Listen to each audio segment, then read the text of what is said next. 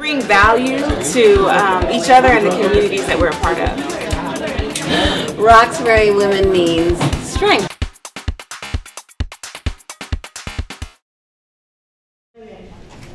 Tonight I want to talk about emotions. Emotions are a natural part of our being. In fact, Webster's dictionary defines emotions as the affective part of our consciousness. Basically, our feelings. And what I really love about emotions is that they bring life to our lives. Experiencing the highs and the lows of the day-to-day life and our human journey. They bring meaning.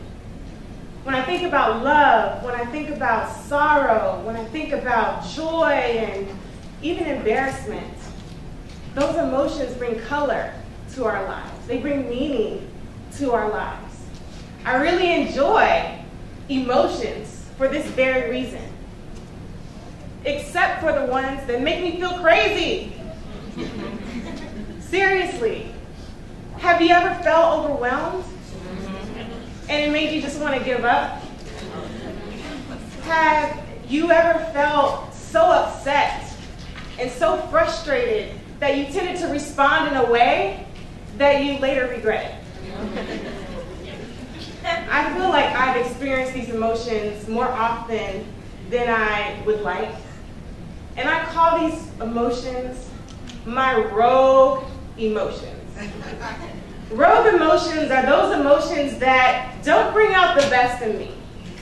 Rogue emotions are those emotions that cause me to respond and act in certain situations, and before I know it, I find myself wanting to apologize. I've regretted what I've said. Rogue emotions are those emotions that make me feel anxious. They make me feel worried. They make me feel frustrated. Oftentimes, these emotions leave me feeling very powerless. I feel stuck. I'm not really sure how to move forward. Well, I'd like to share a little bit of my personal story and some of the things that I've learned about managing these rogue emotions. So growing up as a child, I really enjoyed my childhood. My dad was in the military and we traveled all over the world. My mom was at home with us and she would do fun things with us. We would go to the carnivals when they were in town. We would go to the lake and go swimming. She always found new things for us to do. My mom created great home-cooked meals and we would always look forward to them. And there's one thing that I think about that my parents instilled in me is they always told me, Tamika, you can do and be whatever you want to be. And that was so empowering. So empowering that I went on to go to college and I studied systems engineering. And I found myself sometimes in those late nights when I was studying and I was really thinking through, and I just needed a break from studying.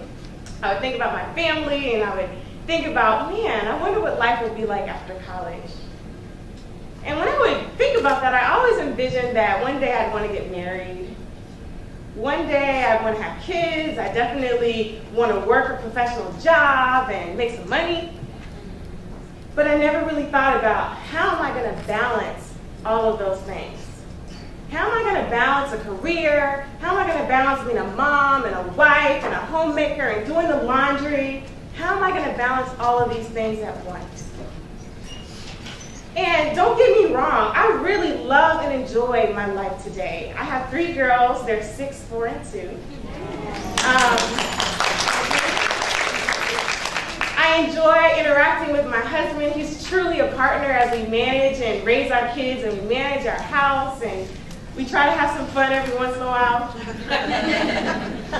I really enjoy my job. I work in HR, and as a senior leader, I enjoy really thinking about the organization's problems and challenges and thinking about how do we create an environment where talent can really grow, where people feel like they can reach their full potential, and we can move our mission forward. Yeah. But managing all of these responsibilities sometimes make me feel very much overwhelmed.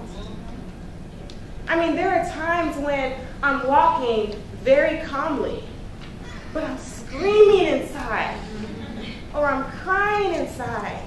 When I'm too busy, I'm moving from thing to thing. I don't really have time for a woe is me moment. And in these moments, I wonder, is this healthy? How do I manage these rogue emotions? What would other professionals do? What would other leaders do as they're handling this situation and trying to work through this particular conflict? How do other moms interact with their kids after a long day? How do I manage these emotions? Should I do something different? I ask myself, in some of these challenging situations, what is the emotionally intelligent thing to do? Emotional intelligence. You know, Daniel Goleman offers a couple of constructs around what emotional intelligence is. And there's two that really stick with me. There's one that talks about self-awareness. And self-awareness is really understanding our emotions, the strengths and the negatives, the positives. And then he talks about self-regulation, which is all around how do we manage those destructive emotions that we have. And as I think about that, and I reflected on it, it made me ask myself two questions.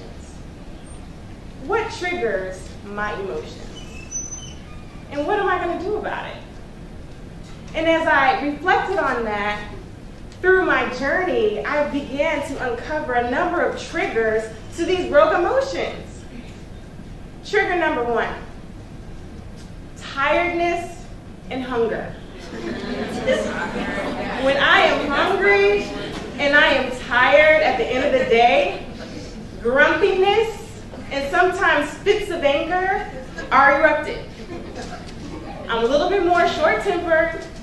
I'm a little bit more impatient. And unfortunately, it's my family that experiences it the most.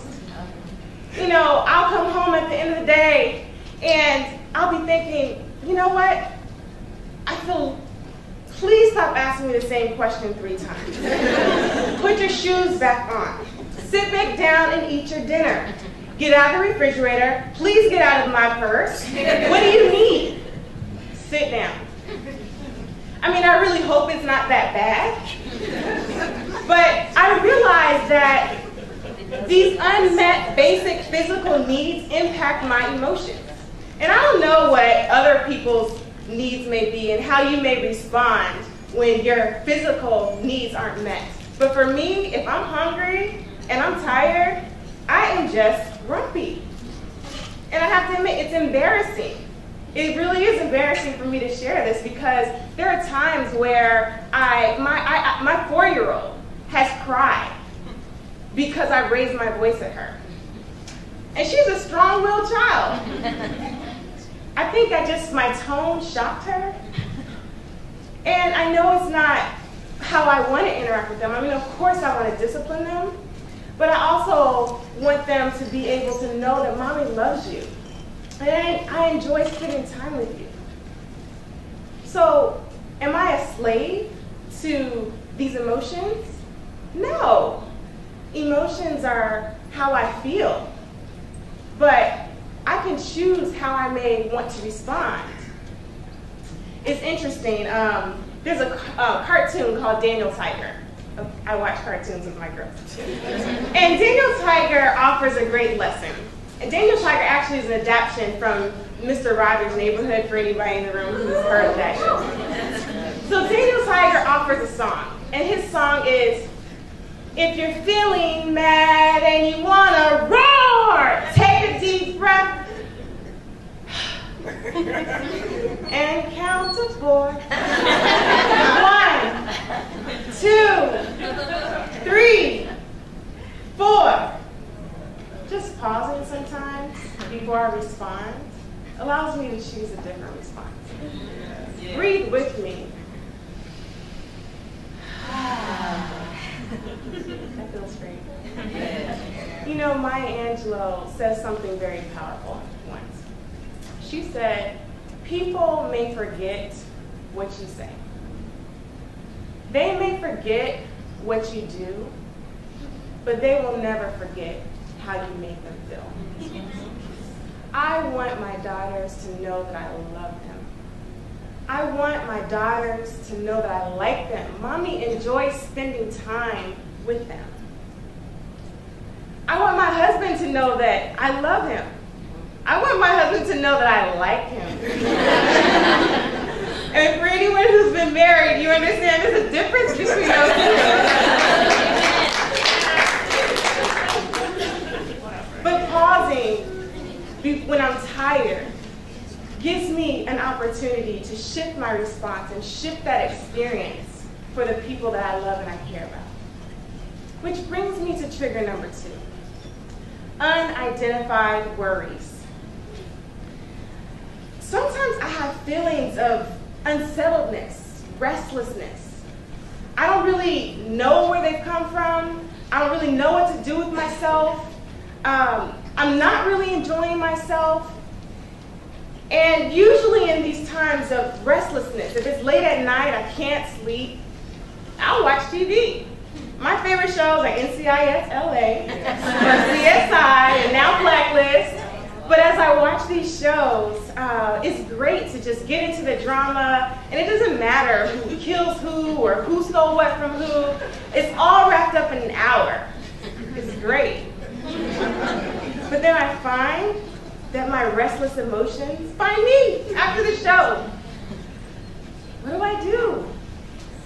And after experiencing this restlessness time after time, I've really learned something about myself. I'm worried about something, and I don't even realize it.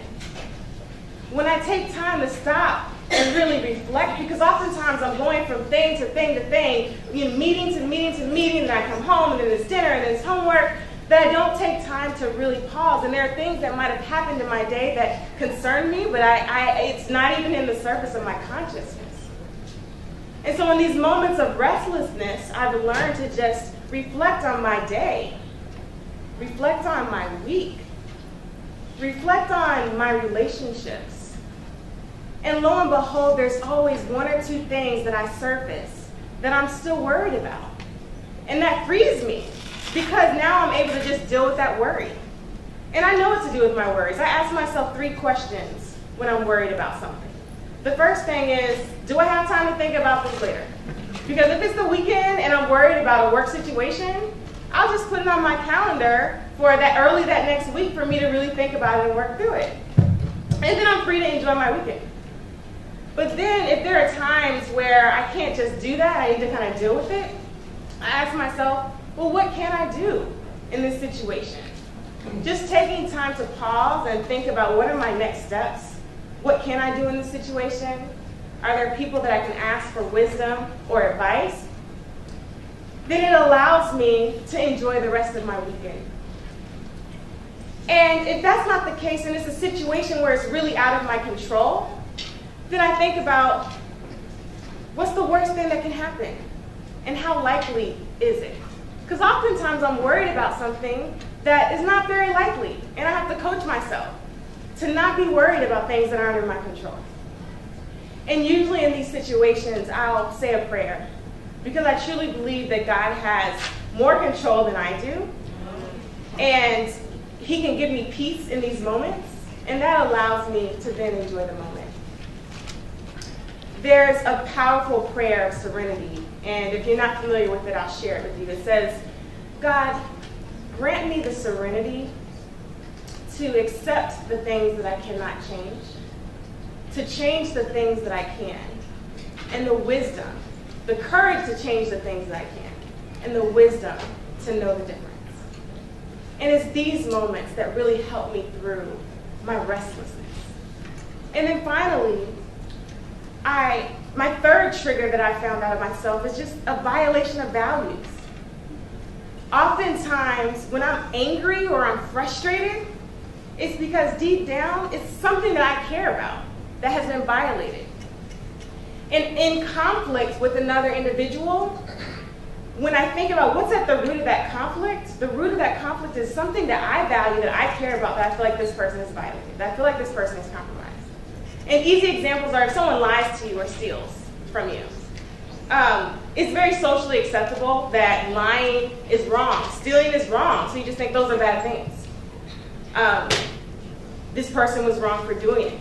But at the root of it, when someone lies to me, it's because I value honesty. I value integrity. I value that information that they didn't let me be privileged of. If someone steals from me, same thing. I value respect and honesty. I might even value that thing that they took from me. There's a value that's been compromised. And so, at the end of the day, when I think about what's been compromised, it allows me to really move through these challenges. It allows me to either have a conversation with that individual, or it allows me to know how to manage myself. Emotions, rogue emotions, are a reality, but we don't have to be enslaved to it. We can do something about it if we recognize what are those triggers behind it. So if you have experienced rogue emotions, like I have, I ask you to join me. What are the triggers of these emotions, and what am I going to do about it? Thank you. Making contact with other humans in this space is amazing. And it's nothing short of a miracle.